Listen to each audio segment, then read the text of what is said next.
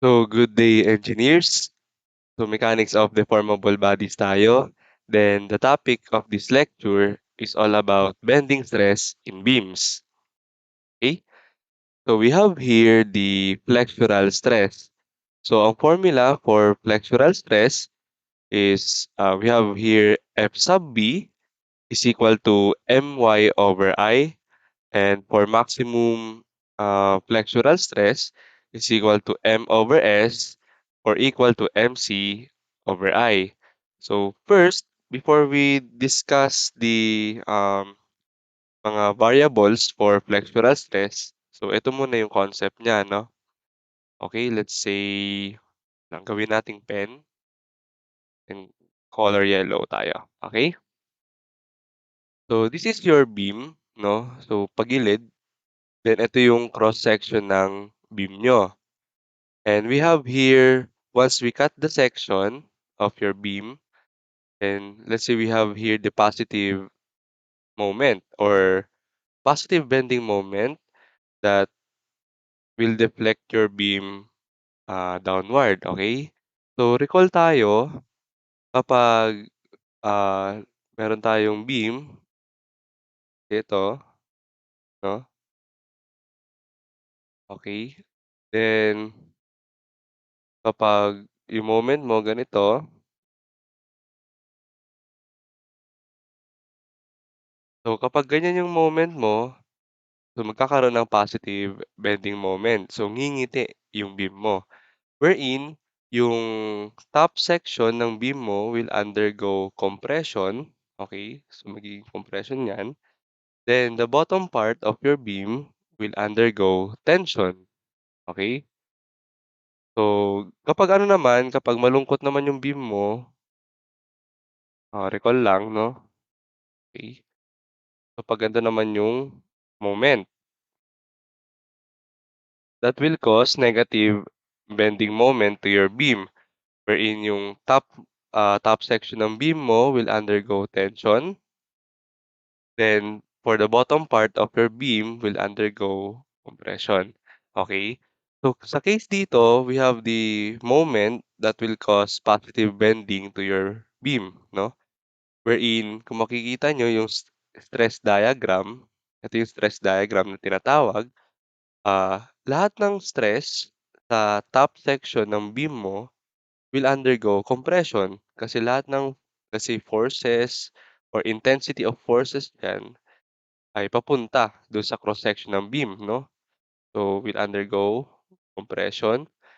Then kung mapapansin niyo naman sa bottom part of your beam will undergo tension or away from your cross section. So, we have tension here. Pero kung makikita niyo meron tayong tinatawag na axis dito or tinatawag na NA or neutral axis. So, ano ba yung neutral axis? So, related yan sa pagkuha ng centroid of the cross-section of the beam. So, kung ano mang shape ng beam nyo, kung anong shape ng cross-section ng beam nyo, once you locate the centroid, then make an axis, so that will be our neutral axis. Okay? And then, once na-locate nyo na yung neutral axis, makikita nyo sa stress diagram at neutral axis, the stress is 0. Okay? Then, from here, from the centroid of your cross-section, papunta sa top fiber, so extreme, no? Pag sinabing extreme fiber, sa pinakadulo, so pinakataas, and then pinakababa, makikita nyo dyan yung maximum bending stress, okay? So mostly ganyan yung nangyayari kapag ah ganyan yung nangyayari sa beam niyo, okay? And then, ah, considering your maximum flexural stress, we have the distance C na tinatawag, okay? From the neutral axis up to the extreme fiber, we have the distance C top or kapag sa baba naman, we have the C bottom. Okay? Kapag pinapakuha naman yung stress at any point, let's say we have here neutral axis naman dito, then let's say kukunin natin yung stress dito, 'no? Hindi siya sa extreme. So we have here the distance y, okay? So again, kapag, hindi maximum yung kinukuha, di distance y lang tayo from the neutral axis. Pero kapag maximum flexural stress, your y will be equal to the distance t. So depende 'no, kung maximum tensile ba 'yan or maximum compressive flexural stress ba 'yan. So depende kung ano magiging condition ng beam niyo, okey? And then, so recap tayo, we have the FB or flexural or bending stress. So mostly ang unit niyan is megapascal or metric or PSI naman kapag English 'no. So alam niyo na 'yan, kapag stress ganyan yung mga unit. Then for bending moment as section, mostly ang na-e-encounter natin diyan is, kilonewton meter for metric. Then for English units naman, we have the, let's say, pound foot 'no, pound foot or pound inches. So depende 'no, depende sa magiging units. Then yung Y, again, Y is equal to the distance from neutral axis NA to the point where FB is computed. Okay? So ito yon, distance Y at any point from the neutral axis, no? Then makukuha mo na rin yung flexural stress doon. Okay? So let's say ito yung flexural stress at distance Y. Okay? Then for letter C, we have the distance from neutral axis to extreme. Again, pag distance C, we have the extreme fiber of the section. So kapag extreme fiber na yung kino-consider, ang ma-compute natin is the maximum bending stress, okay, in the section. And then we have the I or moment of inertia of section. So for moment of inertia of section, dapat balikan niyo yung statics review niyo, no? Kasi mostly ang kino-consider natin diyan or madalas nating na-e-encounter mga shape. So we have the rectangle, okay? Then we have the triangle or the circular, no? Pag natripan.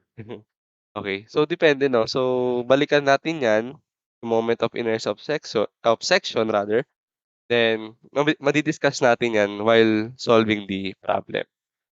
Then again, we have the okay, sorry. Yung unit pala for moment of inertia, we have the mm to the fourth, no? For metric mostly, yan yung na-encounter natin. Then for English, we have the inch raised to 4 or pwede ring foot, no? Or feet to the fourth power. Then for letter S naman, we have the section modulus of the beam. We have the I over C. So as you can see, kapag section modulus, ang kino-consider natin is the maximum flexural stress, wherein the maximum flexural stress is equal to M over S. So let's say we have the maximum flexural stress, M over S. Okay. Then substituting S or substituting I over C to your S. So we have M over I over C. And syempre, yung C, tataas yan. Therefore, your maximum flexural stress is equal to MC over I. Okay? So, mostly ang unit niyan for section modulus is, kung mag-unit analysis tayo, makuha natin dyan is cubic millimeter. Okay? Then, or inches to the cube. Kasi bakit sir? No? Kasi yung moment of inertia mo na I is raised to 4, right? Then yung C mo is the distance. So let's say millimeter, no? So millimeter to the fourth over millimeter is equal to the cubic millimeter. Okay? So yung second diagram pala is same setup lang din, no? Pero ang pinagkaiba lang is the orientation of your stress diagram. Lalo na dito sa bottom part. Sa bottom part, ganito, sa first diagram. Second diagram naman, pwede rin namang ganito, no? as long as makikita na under tension yung baba, then ito naman is, compression. So, the bottom line lang is again, from the neutral axis up to the extreme fiber, let's say to the top or extreme fiber to the bottom, no, the stress is increasing linearly. Okay? So, paano nga ba nakuha yung or paano ba na-derive yung flexure formula? So, di-discuss ko lang, no? So, we have here the development of flexure formula. And then, we need to consider a simply supported beam, no? Let's say, we have here simply supported beam. Gawin ko lang pen ulit. Then, let's say red, no? Okay? Then, again, simply supported beam. Then, we have the supports rather, sorry. Supports, no? We have the hinge. Then, we have the roller, no? And then, we need to consider again a infinitesimal or an infinitesimal element of your beam. So, kuha lang tayo ng portion dyan, portion ng section ng beam nyo with a dimension of dx. So, ganoon naman lagi, no? Kapag nag-a-analyze tayo ng beam, no? So, zoom in natin yan. So, zoom in mo to. Ito yung makikita mo. So, meron tayong two situations here for your infinitesimal element, no? Kapag sinabing before deformation, ibig sabihin, wala pa tayong na-a-apply na load, kaya hindi pa nagde-deflect or nade-deform yung beam nyo.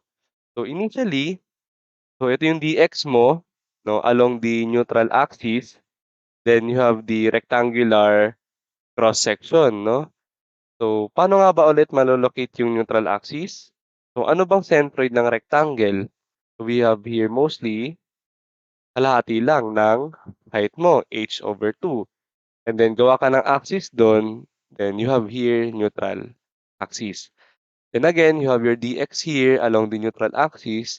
Then also, we need to consider a line AB, no? Line AB with respect to your distance y from the neutral axis. So, ganyan yung condition kapag before deformation pa. But, if we apply the load in your beam, so let's say, mag-apply ka na ng load, excuse me. So, merong load dyan, ay sorry, mob. So, hanggang dito yan, no? Kunwari lang naman, assumption lang natin, kapag meron ka ng load dyan, siyempre magkakaroon na ng deformation or deflection or bending sa beam mo, okay? Then, siyempre yung portion or infinitesimal element ng beam mo, magkakaroon na ng curvature, no? Kung mapapansin niyo yung dx niyo magkakaroon na ng medyo curve, no? Magbe-bend lang siya ng konti. Same concept with AB, line AB, then naging A prime, B prime na siya, no? Then again, you have your distance y ulit. Then since nagkaroon na ng curvature yung beam niyo, meron ng positive bending moment, no? So kapag positive bending moment, again, nag-deflect siya downward, no? Ganyan. Excuse me. And then, since nagkaroon na ng curvature yung beam niyo, itong sides ng element niyo, project natin dun. So magme-meet sila at one point, no? Then meron magkakaroon ng, tinatawag na differential angle or d theta, okey? And then eto, medyo putol lang 'yan pero tuloy-tuloy 'yan, 'no? Hanggang dito 'yan. Ito yung tinatawag na distance rho or radius of curvature. So, mostly kapag ginawan pa natin 'to ng circle, actually circle 'yan, eh, 'no? Circle 'yan, ito lang yung portion lang iko-consider natin. So, ito yung mangyayari after deformation. So, you have here original length, 'no? Again, palitan ko lang ng yellow. So, yellow na lang. Ayan, yellow. So you have your original length, yung AB, okay? Line AB is equal to your DX. Tama naman, di ba? So ito, your AB is equal to your DX, okay? Then, after deformation, na equal natin siya to rho d theta. So, base siya sa tinatawag na, kung maalala nyo in your geometry, no, you have the S, R, theta. So, yan yung length of your arc length. Since yung dx nyo naging arc length na, so your dx is also equal to rho d theta. Okay? Then deformed length, no? Pag sinabing deformed length, yung AB prime nyo, ay yung AB nyo rather, naging A prime, B prime. So ito 'yon, no? So yung A prime, B prime, so gawin nating laser. Yung A prime, B prime, so again, base ulit siya sa ah, formula of your arc length kasi naging arc length na ito eh, yung AB nyo, no? So we have the radius wherein the curvature, rho, minus your y. Okay? So again, gawin ko lang pen. So to get the distance here, oh, ito yon. Okay? Kung ito, yung buo nito is rho, ito ay your y. Therefore, yung natira is rho minus y. Okay? So ito yon, your r, rho minus y times your, again, differential angle. Okay? So, remembering the concept of your strain, no? So, your strain is equal to the deformation over the original length. Wherein, yung deformation natin is the final length minus the original length over the original length. Okay, yung deformed length nyo is the A prime B prime, right? And then, yung original length nyo is equal to the line AB, then over line AB. Then substituting the formula based on our derivation, so yung A prime B prime nyo is equal to this one, no? So rho minus y times your differential angle minus your line AB is equal to this one, rho d theta over again rho d theta. Then again, simplifying the equation, so ito, distribute mo yan. Yung d theta, distribute mo. Ito, distribute mo rin. So we have here the rho d theta minus y d theta minus rho d theta. So syempre, yung rho d theta nyo maka-cancel out. Tama, no? Maka-cancel out yung rho d theta. Then again, ang matitira na lang is equal to negative y d theta over rho d theta. Then again, cancel your d theta. So we have the strain is equal to negative y over rho. Okay? Then again, remembering the concept of your Hooke's law, no, under stress strain diagram. So we have here the stress is equal to the product of the modulus of elasticity, then times your strain. Okay?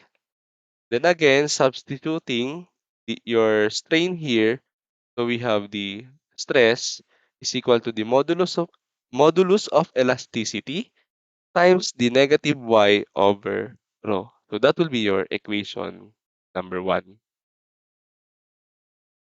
Okay? So we have here the equation number 1, no? Ito yung equation number 1 natin. Your stress is equal to the E times the quantity negative y over P. So, isi-simplify ko lang, gawin kong, let's say, stress is equal to the negative E over rho times the y. Okay? So again, kung mapapansin nyo, we have the isometric view of your cross section. Then again, you have your positive bending moment M, no? Wherein yung moment na to is magmo-moment about the Z axis. So ang goal natin dito guys, kailangan nating ma-resist itong positive bending moment nito. So that's why we need to consider a portion again of your cross section wherein kapag nagkaroon na ng curvature yung beam nyo, siyempre may stress yung cross section. So kapag na-stress yung cross section, ibig sabihin merong mga intensity of forces. So consider lang tayo ng small portion, let's say your differential area. So kapag nag-differential area ka, so from the again stress formula, since normal stress, so we have the normal stress is equal to the force over area, right? And since differential lang kino-consider natin, so we have the dP over dA. Okay? Then cross multiply lang natin, magiging dP equal to stress dA. Okay? So ganito 'yon, no? So dP is equal to the stress dA. Then again, substituting stress, we have the negative E over rho times Y times dA. So again, we will use the equilibrium equation to determine kung mare-resist ba natin itong moment na 'to, okay? Then let's say we have to get or we have to use summation forces along X since yung force na 'to is parallel to the X-axis, okay? So kapag nag-summation forces tayo along X-axis, we have the force dP. So magkakaroon lang ng integration to simplify further, no? So we have the dP equal to the kapag nag-integrate ka dito left side, mag-integrate ka rin sa right side kasi may differential area. Okay? So we have the dP is equal to negative E over rho times Y dA. Eh, wala tayong mare-resist kasi diyan, no? Wala nang ibang force or wala namang ibang moment along x-axis na ire-resist ni dP. That's why this whole expression or equation must be equal to the zero or must be eliminated. That's why ito, zero, then yung right side mo rin, zero din. Okay? So, hindi niya mare-resist yung M. Then, how about summation moment at Y? So, bakit tayo magsa-summation moment at Y? Kasi itong force, pwede naman siya umikot, no? Umikot along Y axis with a distance Z, so perpendicular yan siya perpendicular yung Z sa force dP. So, we have here Z dP, then kapag nag-multiply ka ng Z sa left side, multiply ka rin sa right side. But since hindi niya pa rin mare-resist yung M, kasi nga, yung moment na tong M na to, about Z axis. That's why the whole expression or this equation must be eliminated, therefore, equal zero. Okay? So how about we take a moment about Z-axis, okay? So yung dP mo na force, so perpendicular distance y with respect to Z or neutral axis, okay? So we have the y dP equal to negative E over rho times y square dA. So again, kung ito, isipin nyo na lang na ah, counterclockwise, no? Yung M, yung dP nyo about z-axis clockwise naman.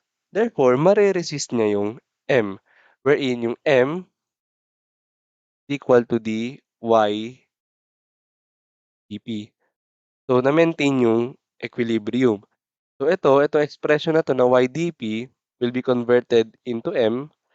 Then, based on your statics review or the statics concept, the definition of the integral of y squared dA equal to the moment of inertia. That's why we have the M equal to negative E over rho times your moment of inertia. So that will be your equation number 2. And then based on this equation number 2, we have the moment curvature formula. So regardless the sign, i-simplify lang natin.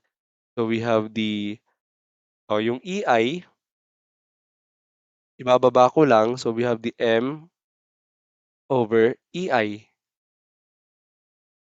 equal to 1. Siyempre, ang matitira na lang sa taas is 1 over rho. So that will be your moment curvature formula. So paano naman tayo mag-a-arrive dun sa flexure formula? So combination of equation 1 and 2 is ito yung equation 1 mo. So we have ito na lang since na-simplify naman na 'to. So yung y ibababa ko lang dito. So we have the stress over y equal to the negative E over rho. But since yung equation 2 mo rin meron ding negative E over rho, yung I ibababa ko lang din. So we have M over I is equal to the negative E over rho, no? So we can now equate M over I to stress over Y. So stress over Y is equal to M over I. Therefore, your stress is equal to My over I. So ito na yun, no? So we have the stress flexure formula is equal to My over I. Okay, so let's solve. Okay, problem number 1. So the simply supported beam has a rectangular cross-section 120 millimeters wide and 200 millimeters high. So letter A, compute the maximum bending stress in the beam. And letter B, compute the bending stress at a point on section B that is 25 millimeters below the top of the beam. Okay. So, nakalatag na yung mga solutions, no? So, explain ko na lang isa-isa para sundan nyo na lang yung cursor para hindi kayo malito. So, again, you have the simply supported beam, no? Then, yung simply supported beam mo, meron siyang rectangular cross-section, no? Wherein 120 millimeters wide, then 200 millimeters high. Okay? And then, meron tayong applied loads na rectangular or uniformly distributed load equal to 6 kilonewton per meter, no, from A to D. Then we have the concentrated or point load 15 kilonewton at point C. Okay. So itong point B, medyo wag muna natin pansinin kasi nasa letter B yan. Okay. So letter A muna tayo. So compute the maximum bending stress in the beam. So to solve for maximum bending stress in the beam, we have the formula maximum FB is equal to MC over I. So again, kapag maximum FB, kailangan ding maximum din yung moment na makuha mo. Then letter C, yan yung distance again from your neutral axis up to the extreme fiber. It's either top or below. Then your I is the moment inertia. Since rectangular yan, so moment inertia ng rectangle. Okay? So, to solve that, or to solve those variables, no, so kailangan muna nating magkaroon ng shear and moment diagram para makita natin kung saan ba yung nakalocate yung maximum values, no? Or maximum shear o di kaya maximum moment. But bago tayo mag-arrive doon, no, kailangan makuha muna yung reactions. Okay? So be careful sa pagkuha ng reactions. Kapag nagkamali ka sa reactions, matik, dali ka na, no? So ito 'yun, no? Gawin nating pen. Then color yellow. So we have the hinge and roller, no? For hinge, merong horizontal pa yan na AX. But since wala namang horizontal applied forces, therefore your AX equals 0. Okay? Your AX equals 0. Then, para makuha si AY, we need to take a moment at point D. So we have here moment at D, summation moment at D, clockwise positive equals 0. So we have the AY, yung AY mo kasi, no? AY clockwise to point D with perpendicular distance 3 meters. So AY times 3 minus your concentrated load counterclockwise to point D with a distance of 1 meter. So therefore, negative 15 times 1. Okay? Minus your rectangular load, no? Kasi counterclockwise din siya to point D. Pero yung rectangular load na yan, para ma-resolve into a resultant force, kukunin mo lang yung area ng load na to. So, yung resultant force na yan, nag-a-act dun sa centroid. So, ito yan, no? Yan. So, we have the 6 times 3. Okay? So, we have the 6 times 3. Ito na yon, resultant force. Counterclockwise to point D. So, since nasa kalahati lang yan, so we have the 3. I-project ko lang So, we have the 3 over 2. So, we have 6 times 3. Counterclockwise, so negative. Then, distance of 3. Yan. 3 over 2. Okay? Equal to 0. So, we uh, we have AY equals 14 kilonewton. Then tama naman yung assumption going upward. Then again, we have to solve summation forces along y equal to 0. So makuha na natin si dy. Okay? So we have dy plus 14 minus, kasi downward, minus 15 minus the resultant force of your rectangular load 6 times 3 equal to 0. Therefore, your dy is equal to 19 kilonewton going upward. Okay? So, tapos na tayo sa reaction, no? Then, gagawa na tayo ng shear and moment diagram. So, again, focus tayo sa paggawa ng shear diagram, kailangan nating i-consider yung applied forces at that point or at any point. And then, your area of load diagram. Kasi ito yung load diagram mo eh. Ito naman yung shear. Ito naman yung moment. Okay? So, let's start. At point A, meron ba tayong force dyan? Yes. Meron tayong force upward na 14 kilonewton na AY.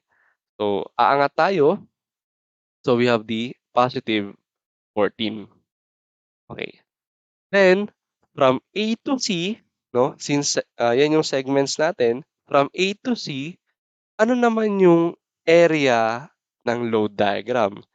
Since meron tayong makukuhang area na load diagram na rectangular, so from A to C, we need to consider the area of 6 times 2 lang, no? 6 times 2. So we have the, uh, tawag dito, 6 times 2, we have 12, no? At remember, let's say you have point B, yung shear at B, o let's say, o gawin ko na lang C, okay, is equal to the uh, VA o shear at A minus the area of load diagram. Okay? So, ganun yun, no? Since at shear at A, meron kang 14 minus, kapag pupunta ka na sa C, area ng load diagram. So, we have 14 minus 6 times 2. So, 14 minus 12, bababa ka ng 2. Okay? And then, at point C, ang tanong naman, meron bang force? Yes, meron tayong force dyan. We have the 15 kilonewton. Since pababa yan, magiging minus, no? So 2 minus 15, we have the negative 13. So from 2, bababa ka ng negative 13. And then again, from point C to point D, consider natin yung area ng load diagram. So from negative 13 minus the area of load diagram from point C to D, so 6 again to, times 1 na lang.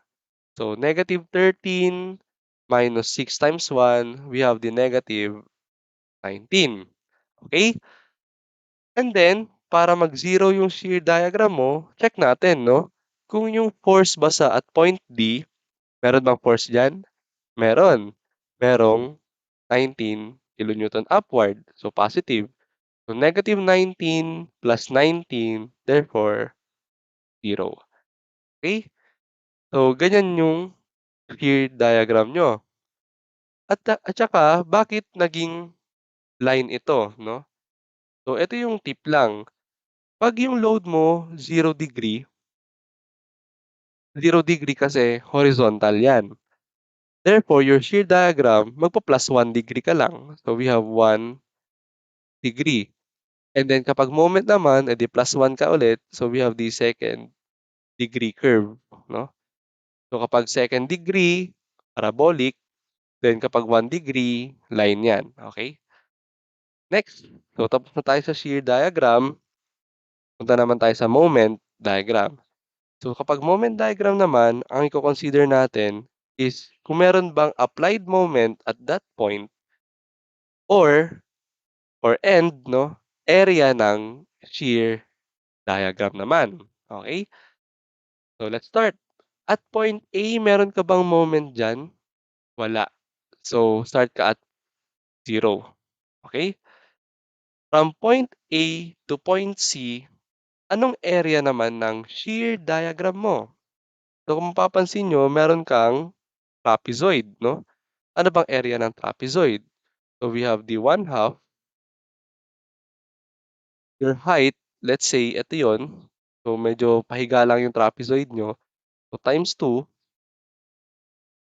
times base 1 plus base 2. So, we have 2 plus 14. Okay? Then again, cancel tong 2 mo. So, we have 2 plus 14. We have the 16. Okay? So, yung moment diagram mo, from 0, pupunta ng 16.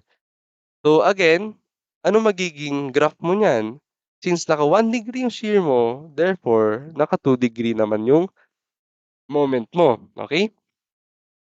So sir, bakit ganito yung orientation? Kasi meron namang, ito, naka-downward parabola kasi ito eh. Bakit hindi pa upward tulad nito? Pwede namang ganyan, sir. Check natin, no? Meron tayong mas mabilis, let's say, na sign convention, no? So gawin natin ganito. Recall lang, okay?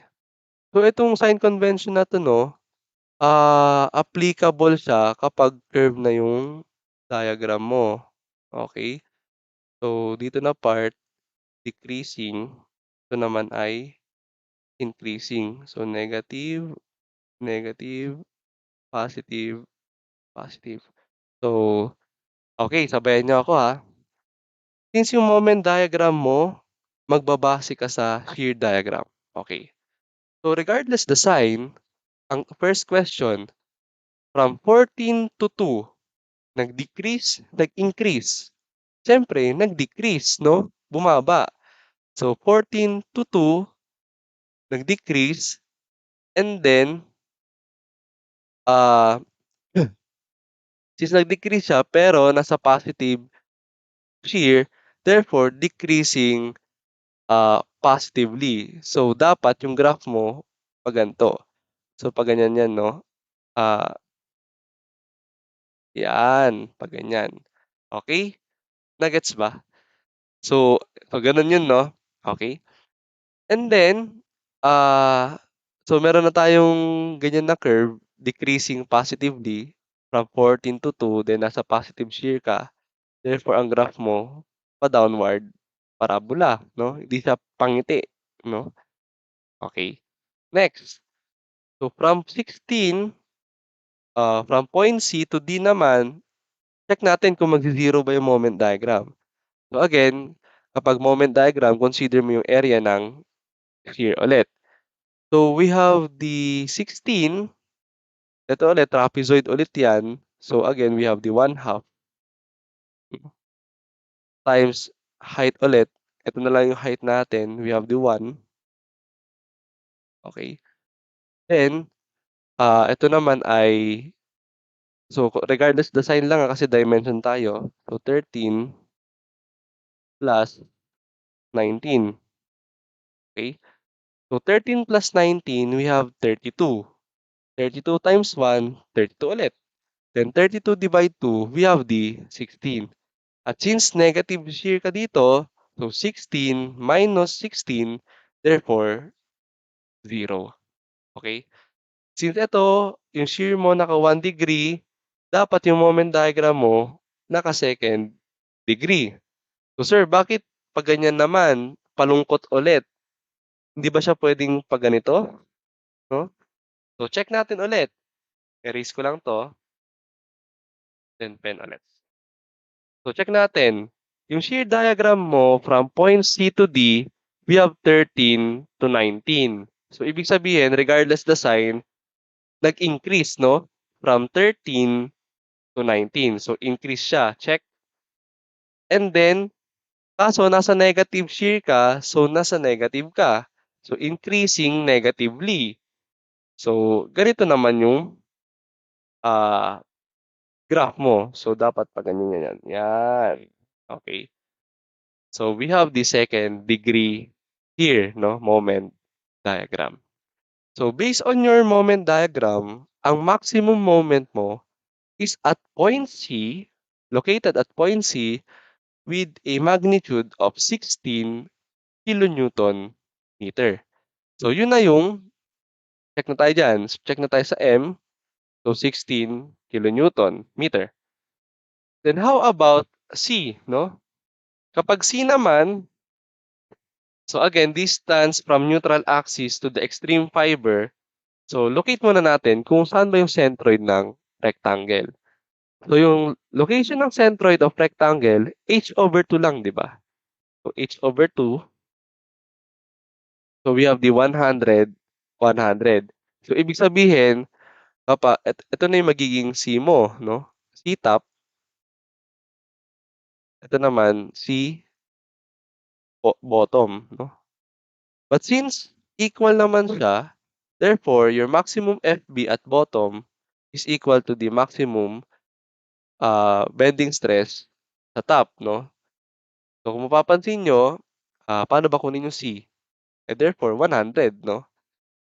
So check na tayo diyan, C is equal to the 100, okey? So how about the moment of inertia of rectangle?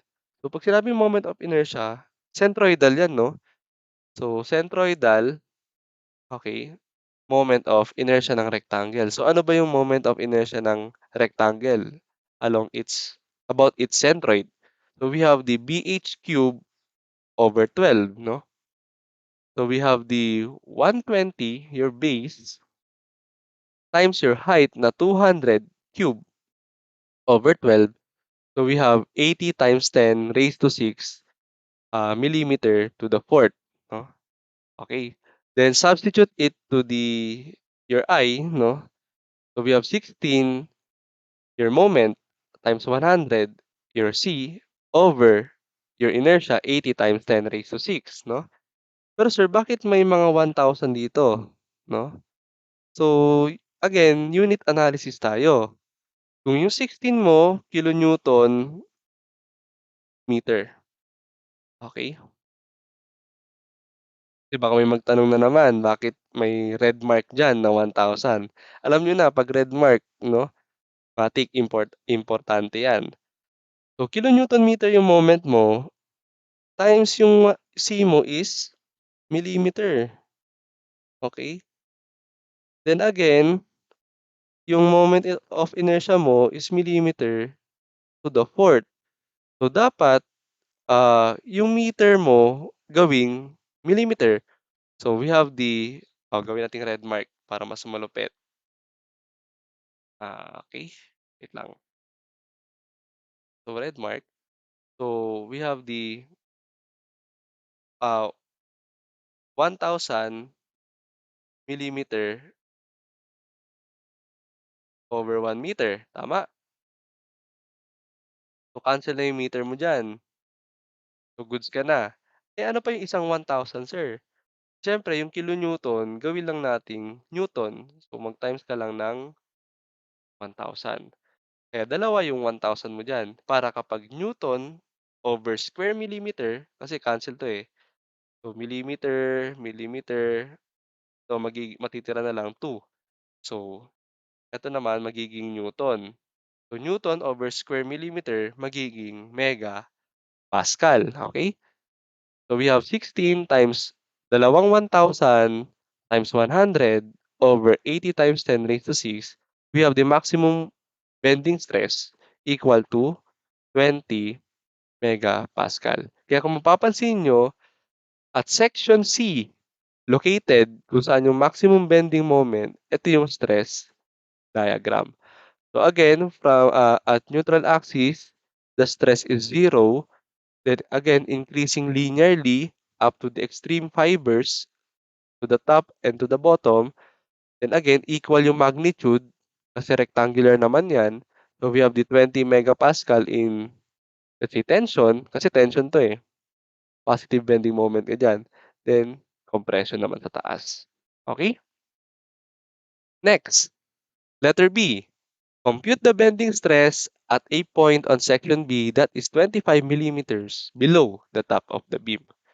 So again, kapag 25 millimeters below the top of the beam, meron ka nito, no? So from the top of your beam, bababa ka daw ng 25 millimeters. That's why kukunin mo yung stress diyan. So yan yung, makuha mo yung stress dito, okey. So ano niyo 'to, disregard niyo na 'to kasi iba na yung stress diagram. Iba na yung section na ina-analyze natin at section B. Okay, that will be your Y, 'no? Your Y again is the distance from the neutral axis at any point, 'no, to the any point of your rectangle. Okay? So we have the My over I. So kailangan natin makuha yung moment at point B, 'no? So sir, paano ba makuha yung point B? So again, wala ng space 'no, i-erase ko na muna. Okey, i-erase ko muna, then eto erase ko muna 'to. Okey, sige. So then balik tayo. So moment at B, eto yun 'no, dito ka, yan, okey. So dapat makuha mo 'to 'no, ano yung moment at B, okey? So puwede niyo naman kunin kapag moment at B, kunin mo 'tong area ng shear na 'to. Pero kasi, kukunin mo pa yung eto, ratio and proportion, puwede rin naman. Pero for me, mas madaling approach, puwede ka naman na mag-cut ka ng section diyan. Then kapag nag-cut ka ng section, meron kang lalabas na downward shear, then puwede ka namang mag-moment 'no, and assume positive bending moment 'no. Then again, mag-moment ka at section B. So we have the AY, so ito lang yung matitira 'no, cut ka diyan, okey, cut ka diyan. So ano bang magmo-moment diyan? So yung AY na 14 'no, 14 times 0.8, so clockwise 'no, clockwise, so we have positive 14 times 0.8 minus 'no, since ito yung magnitude ng rectangular load mo is 6 'no, 6 times given naman na 'to, so from A to B we have 0.8, so 6 times 0.8, then ito yung resultant 'no. So distance nito 0.8 over 2. So negative 'yan, counterclockwise. So we have -6 times 0.8 times 0.8 over 2. Therefore, your moment at B is equal to positive 9.28 kilonewton meter. So goods na tayo sa moment, no? Then we have the Y. So again, Y, no? Ito 'yon. So we have the 100, yan yung buo, minus your 25. So therefore, 75 yan. Okay? Therefore, your Y is equal to 100 minus 25 or simply 75. Okay? 75 yan. And then, your inertia again, since rectangular yan, so 80 times 10 raised to 6 pa din. No? Hindi naman nagbago yung shape ng section mo dyan at point B. So, same pa din yung inertia mo. And then, again, to convert, no? So, meron tayong dalawang 1,000 ulit since kilonewton meter yung moment mo. Therefore, your bending stress at point B equal to 8.7 megapascal. Okay? So, problem number 2. So, the simply supported beam has the T-shaped cross-section. So, determine the values and locations of the maximum tensile and compressive bending stresses. Okay? So, you have here again your simply supported beam. You have the roller, then you have the hinge and roller. Then again, you have your uniformly distributed load from point A to point B equal to 400 pounds per foot, no? And then we have the concentrated load applied at the free end of your overhanging beam equal to 1,000 pounds. So again, ganun lang, no? Ang hinahanap kasi is the values of the maximum tensile and compressive bending stresses. So, para mag-arrive tayo doon, ang makaka-help talaga sa atin diyan is the shear end moment diagram. Pero bago tayo mag-shear end moment, kailangan muna natin makuha yung ah, mga reactions. Okay? So, we have here hinge. So, matic dapat may horizontal din yan. But since wala tayong horizontal applied force again, therefore your AX equal to 0. So, ito yung AY mo, ito naman yung BY. Okay?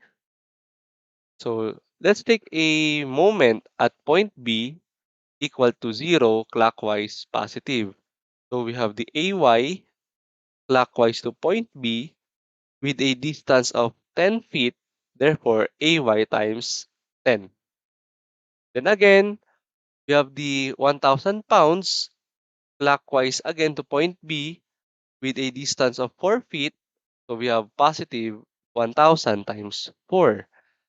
Then again, your uniformly distributed load na 400, i-resolve nyo muna into a resultant force, no? Okay? So, 400 times 10, no? Para maging resultant force. Then again, para makuha mo yung distance, nag-act yung force na yan sa centroid ng load mo. Then your distance, we have, 10 over 2. Okay? So we have counterclockwise to point B. So we have negative 400 times 10 times the distance 10 over 2 equal to 0. And then you have your AY 1,600 pounds going upward. Then to solve for BY, summation forces vertical along Y ka na lang dyan. So you have BY positive plus your AY na 1,600 positive minus downward 1,000 minus your resultant force from your rectangular load 400 times 10 equal to 0. Therefore, you have your dy equal to 3,400 pounds going upward. So, tapos na tayo sa reactions and then again, shear and moment na tayo. So, at point A, may force ba tayo dyan? Yes. meron tayong 1/6. So, going upward, therefore, aangat ka ng 1/6. Okay? Next, from A to B, meron ba tayong makukuhang load o area ng load dyan? Yes, kasi may rectangular loads tayo, no? So, from A to B, so from 1/6 minus, no? Area ng load diagram, which is 400 times 10. So, 1/6 minus 400 times 10. So, 1/6 minus 4,000 magiging negative 2,400. Okay? And since yung rectangular load mo is 0 degree, therefore, the graph of your shear diagram from A to B will be linear or 1 degree. Okay? And then, connect mo yan ng line. So, you have negative 2,400. Then, at point B, meron ka bang force dyan? Yes. Sorry. Yung dy pala, so, dapat, hindi ko na-edit. So, dapat by yan, no? Sorry for the error. So, by dapat yan. Sorry, guys. So, by. Okay? And then, so may by tayo na 3,400. So, negative 2,400 plus your by na 3,400. Therefore, aangat ka papuntang positive 1,000. Okay? Next, from points B to C. Ang tanong, meron ka bang makukuha na area ng load dyan? Wala. Kasi wala ka namang rectangular load dyan. Therefore, constant ka lang, no? Horizontal ka lang dyan. So, tuloy-tuloy ka lang dyan. Chill lang tayo dyan. 0 degree.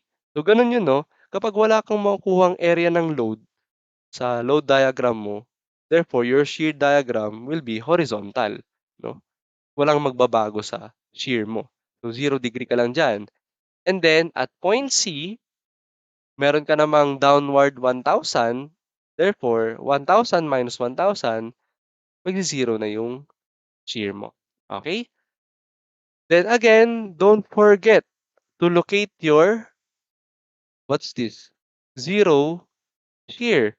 Then again, project mo papunta sa moment diagram. That's why magkakaroon ka na naman ng distance x. Ito naman ay 10 minus x. So sir, paano naman makukuha yan, no? Since you have two similar triangles, the ratio and proportion ka na dyan. Same slope yan. So, saan ko ilalagay pwede? So, we have the x over 1/6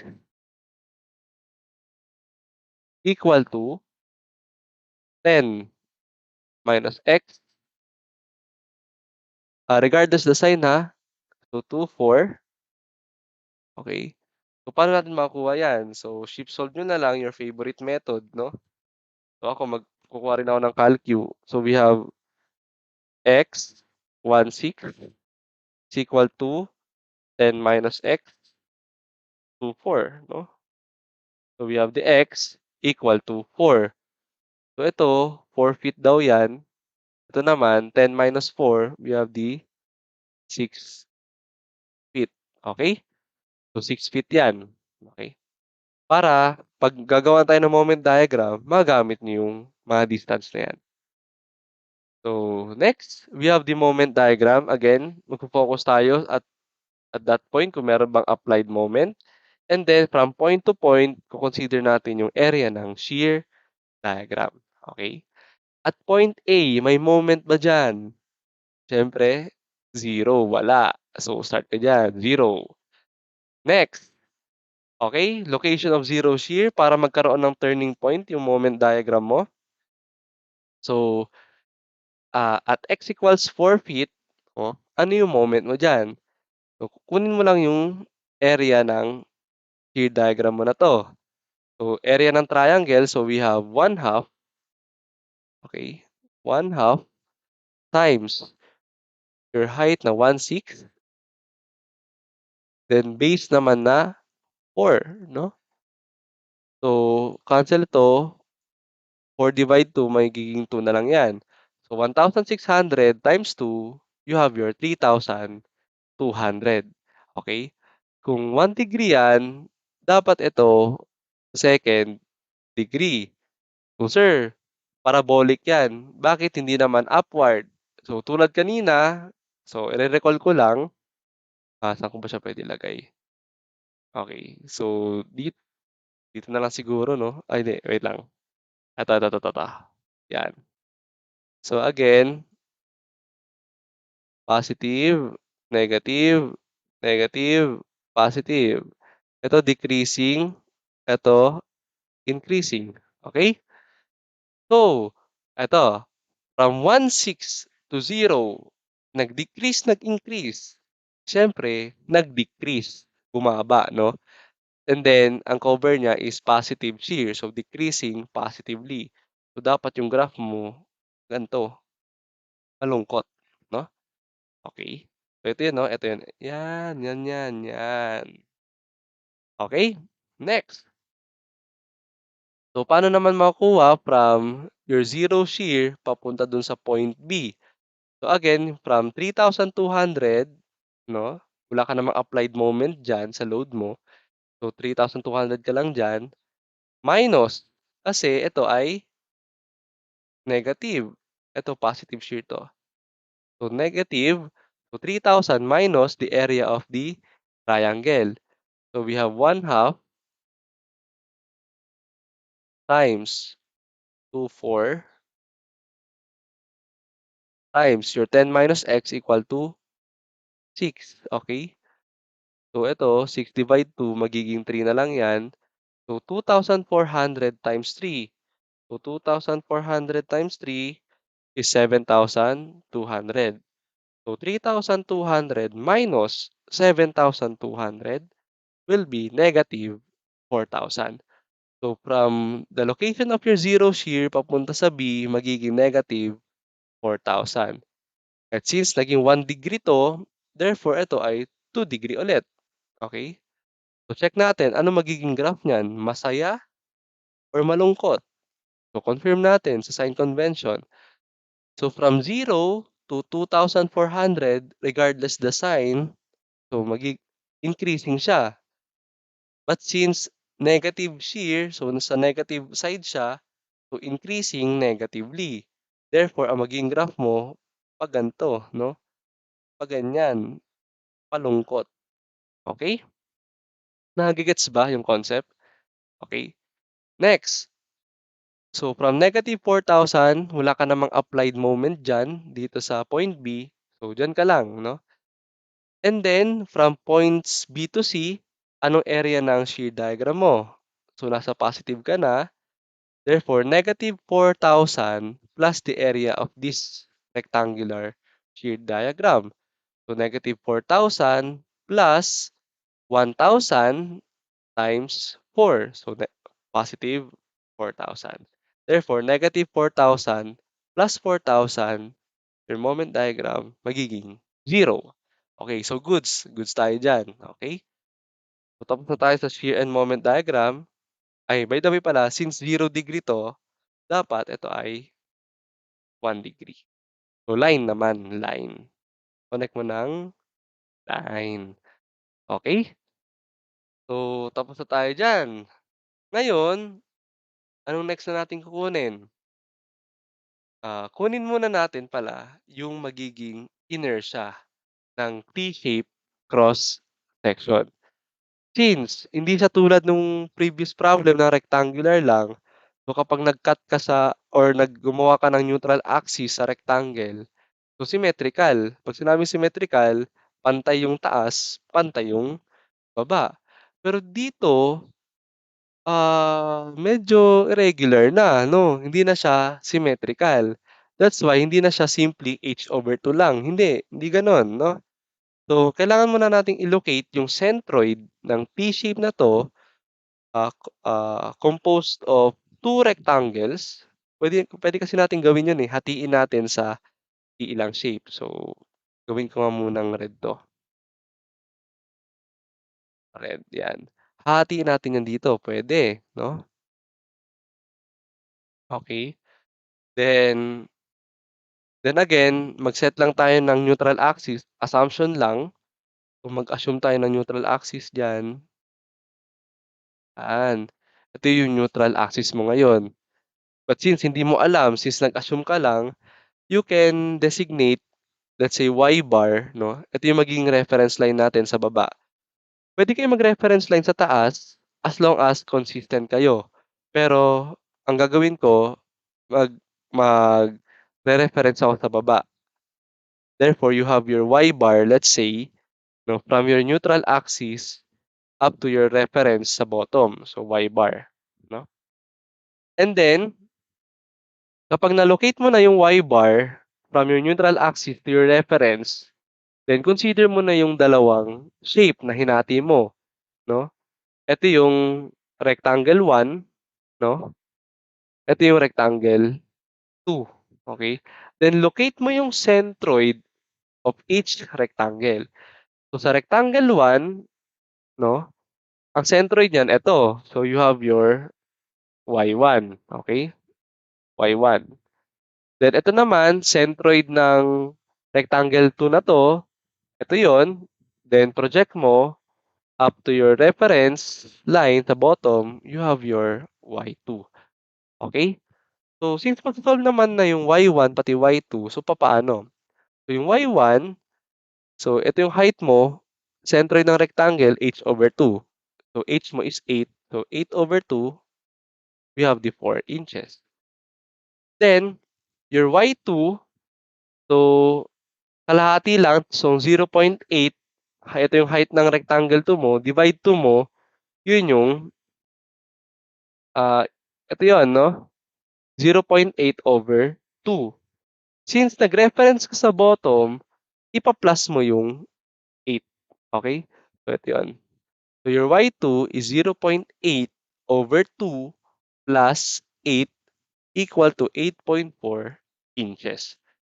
Then again, kapag nakuha mo na yung, location ng centroid of each rectangle with the reference line sa bottom, 'no, kunin mo na rin yung area ng total area of your T-shaped cross section. So we have two rectangles, we have 6 times 0.8 for rectangle 2, ito yun, plus your rectangle 1, 8 times 0.8. So you have your 11.2 square inches. So how to locate your centroid, no? So based from the concept of Varignon's theorem or Varinon's theorem, you have your y bar is equal to the area 1, y1 plus area 2, y2 plus so on so forth kung ilang shape yang i-consider mo, no? Over the area total. Okay. Since you have two shapes to consider, so therefore you have your A1, Y1, then A2, Y2 lang, no? Ito 'yon. So for your A1, Y1, consider the rectangle 1. So area ng 1, we have the 8 times 0.8. Ito 'yan. Area 1 mo diyan. Then ang Y1 mo, from the centroid of the rectangle up to the reference line, so you have your y1 equal to 4, no? Plus your area 2, area of rectangle 2, we have the 6 times 0.8, okay? Then your y2, no, you have your 8.4. Then again, your area total will be equal to 11.2.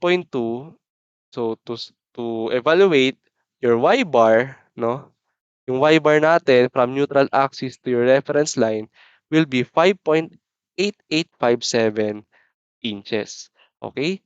So dapat alam nyo na rin kung paano mag-locate ng centroid kapag irregular na yung shape. So kapag tip lang, kapag irregular yung shape, pwede nyo siyang hatiin into different shape, no? Depende kung maging triangle ba yan o rectangle. So for example lang naman, yeah, let's say trapezoid naman, no? Okay. So let's say mag-set ka ng assumption na neutral axis. Okay. Then, puwede niyong hatiin ito into 3 shapes 'no. Okey, so locate mo yung area ng, centroid ng rectangle, centroid ng triangle 'no. So gano'n lang din 'yun 'no, yung concept niyan, using the concept of Varinon's or Varignon's theorem, okey? So again, you have your y bar equal to 5.8857 inches. So, ito na yung magiging summary nung na-solve natin kanina for T-shaped cross section. So, you have your y bar na 5.8857, ito naman yung y1 mo, ito naman yung y2 mo, 'no? Then, ito na rin yung shear and moment diagram mo. So, how to calculate naman since na-locate na natin yung centroid, how to calculate the moment of inertia kapag ganito yung setup, 'no? So again, you have the I is equal to I bar plus area d square.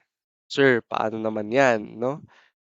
Ah, siguro recap lang, 'no? Okay. Kunwari, eto ay yung I bar kasi that will be your centroidal moment of inertia. Then itong I naman, yan yung moment of inertia kung saan mo paiikutin. Okay. So for example lang, let's say you have your rectangle. Okay.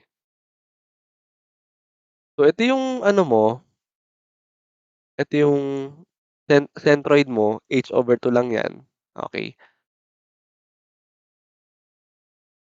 H/2, kapag kukuha ka ng moment of inertia along along sa axis ng centroid mo, 'di ba meron kang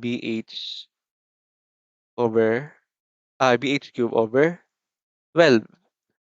Pero sir, paano naman kung dito ko kukunin yung axis or dito na axis, dun ko kukunin yung moment of inertia, okey? So again, from your centroidal moment of inertia na BH cube over 12, magdadagdag ka ng AD square. So again, your BH cube over 12 na centroidal moment of inertia ng rectangle. And then kapag dito mo papaikutin naman or gusto mo makuha yung moment of inertia along this axis, okay, magdadagdag ka ng AD square. Ito yung tinatawag na transfer formula kung maalala niyo sa statics niyo. So, transfer formula for moment of inertia. So, plus, yung area ng rectangle mo, we have the BH, no? Then, ano yung D square, sir? So, yung D square, so ito yon, the distance from the centroid of your rectangle up to the axis kung saan mo gustong paikutin. So, h/2 lang ulit yan. So, we have h/2 times square, okay? So, to simplify, BH cube over 12, no?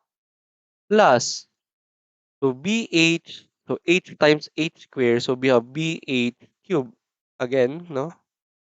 Over 2 square, we have 4, no? So, since ito, BH cube plus BH cube, you can factor it out. So, BH cube times 1 over 12 plus 1 over 4. So, 1 over 12 plus 1 over 4 equal to 1/3, no? Try nyo i-calcu, 1/3 yan. So, therefore, BH cube over 3. So, kung maalala niyo lang 'no, kapag sa centroidal, moment of inertia, BH cube over 12 gagamitin mo. Pero kapag dito na part, let's say sa baba ng rectangle mo, mag-iiba na yung formula due to transfer moment of inertia. So, BH cube over 3. So, gano'n yung mangyayari dito sa may T-shape cross section natin. Kasi nga, iba yung centroid kapag irregular yung shape. So, for example, rectangle 1 muna, okey? Sa rectangle 1 muna. Papalitan ko muna ng yellow para mas malupit, 'no? So, again, consider the rectangle 1, ito yung centroid mo. So, centroidal moment of inertia, kapag dito ka magpapaikot, 'no? So, you have BH cube over 12. Your base is 0.8, yung base mo. Then your height will be 8, 8, 'no? 8 cube over 12 plus, don't forget to transfer kasi dito natin paiikutin sa neutral axis. Okay? Kasi yan yung pinaka-centroid 'no, ng buong T-shape mo. Therefore, your BH cube over 12 ta-transfer mo ngayon plus your B, H again yung area, yun yung A, and then yung D square. So, ano ba yung D square? The distance from the centroid of your rectangle 1 up to the neutral axis of the total 'no, of the total T-shape cross section. So eto, paano ba makukuha yan? Yan yung D mo, eh, 'no? Let's say D1, 'no? So we have 5.8857 minus 4, and don't forget to square kasi yan yung formula. Okay? So tapos na tayo sa rectangle 1. So how about rectangle 2? Siyempre idadagdag niyo ngayon yan, 'no? Okay? Plus, again ito, dito ka, centroid mo diyan, BH cube over 12 ka diyan. So you have your base 6, 'no? Since pahiga na yung rectangle mo, ito yung base. Then yung height mo 0.8, excuse me. So 6 times 0.8 cube over 12. And don't forget to transfer to the neutral axis. So again, we have the base times height. Yan yung area ng rectangle 2 mo. And then, how about the D square? So ano ba yung D from your rectangle 2? So ito naman yon, no? Distance from the centroid up to the total neutral axis. So D sub 2. So we have the 8.4 minus 5.8857, and don't forget to square. Therefore, the total moment of inertia of your T-shaped cross-section is equal to 87.4910 inches raised to 4. Okay? Okay, so ito na yung summary ulit, no, ng T-shaped cross-section mo. And then, we have our I, no, total moment of inertia of your T-shaped cross-section equal to 87.4910 inches raised to 4. Then recap lang, since ito yung sinet mong Y-bar, no, from the neutral axis up to your reference bottom. So ito na rin yung C bottom mo, tama? Kasi ito yung extreme fiber at the bottom. So yun na yung magiging C bottom. Then to calculate C top, okay, so ganito lang yan. Okay, gawin natin pen, then gawin natin yellow para mas malupit. Okay? So your C bottom is equal to 5.8857. Then your C top, syempre, kunin muna natin yung total height, no? So we have the 8 plus 0.8, 8 plus 0.8 minus your Y bar or C bot na 5.8857.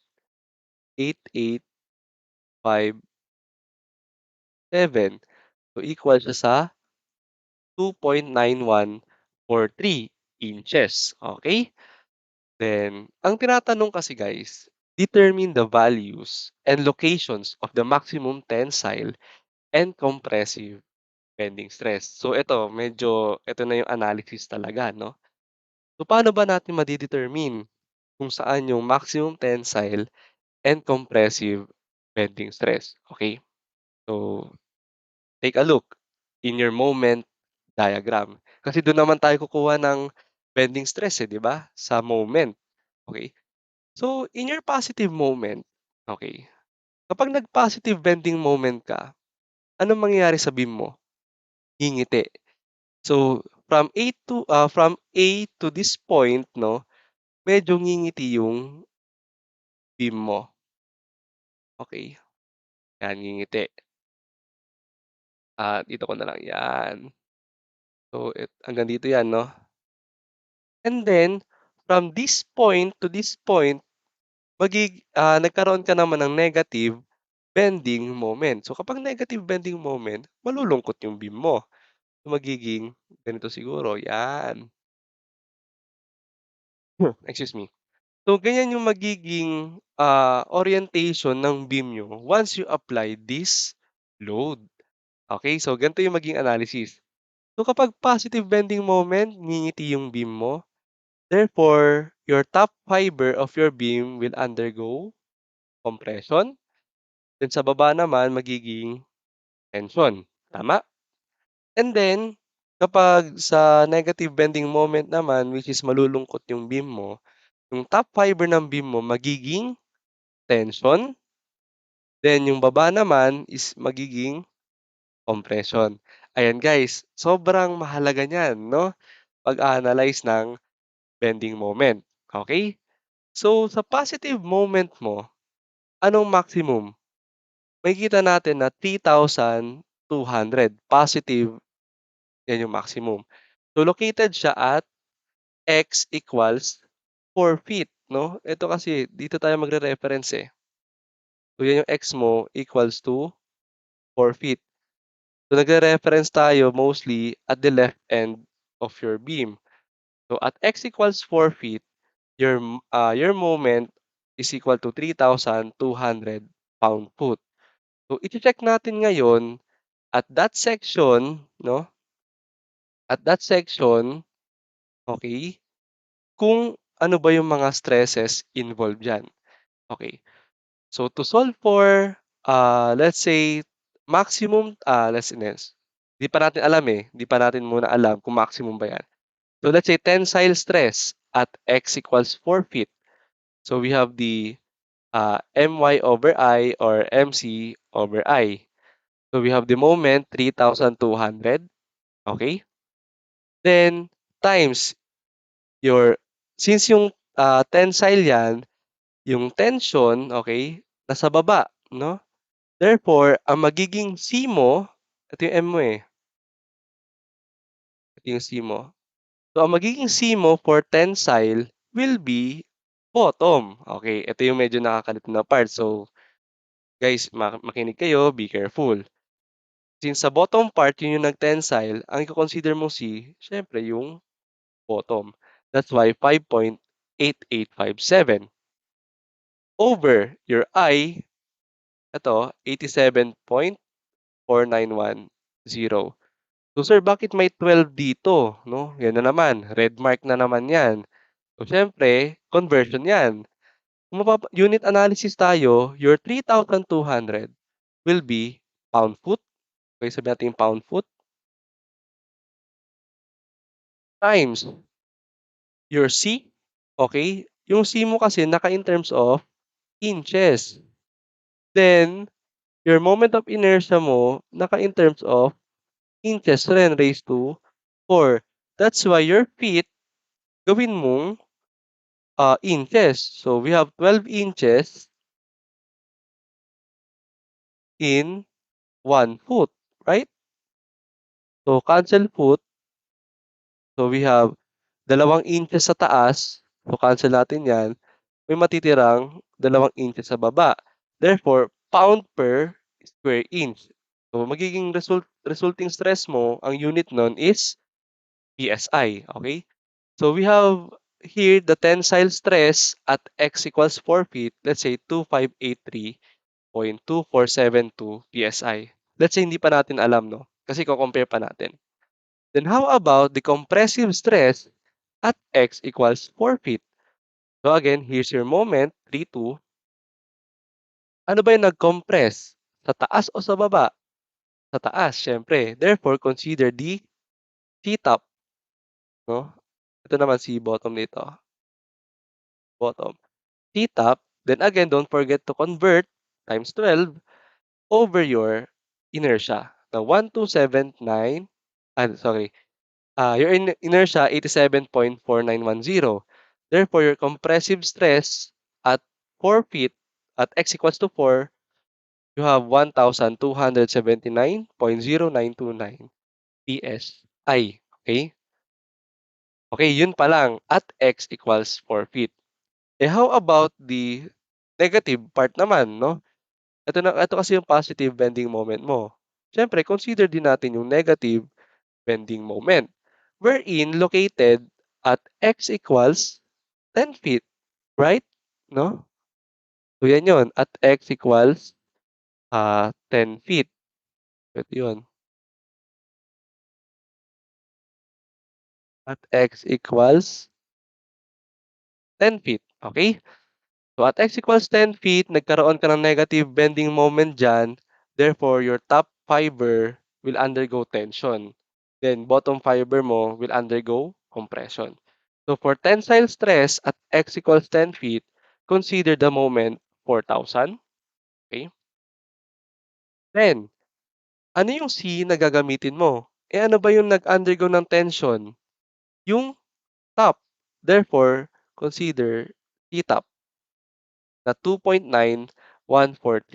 Then don't forget to convert again, multiply 12, no? Then again, over your inertia, since hindi naman nagbago yung cross-section mo dyan, so ito pa rin yun, 87.4910. Then you have 1,598.8662 PSI. Then how about the compressive, no? Compressive stress at x equals 10 feet. So again, consider the moment 4,000. Then again, at x equals 10 feet, ano yung nag-compress? Yung bottom part. Therefore, consider C bottom. Okay? And don't forget to convert times 12 over your inertia, 87.4910. You have 3,229.0590. Then again, compare, no? Determine the values of maximum. So, between these two tensile stresses, between 4 feet and 10 feet, ano ang mas malaki? So, 2,583. So, ito yung final answer for maximum tensile stress. So, the maximum tensile stress of your beam is equal to 2,583 PSI located at x equals 4 feet. Then how about the maximum compressive bending stress? So comparing these two values, the larger is 3,229. Therefore, your maximum compressive bending stress in your beam is equal to this one located at x equals 10 feet. So that will be the answers for problem number 2. Okay? So that's it. End of presentation. So thank you for listening. Bye-bye.